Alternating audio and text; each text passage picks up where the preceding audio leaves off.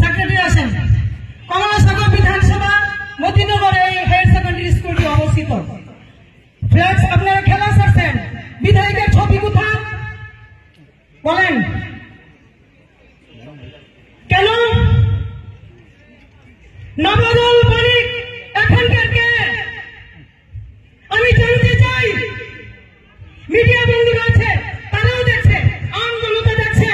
নবদল বণিক এখানের কে? আপনি উত্তর দিন। না, উত্তর দিন আগে। এখানে বিধায়কে মারা গেছেন।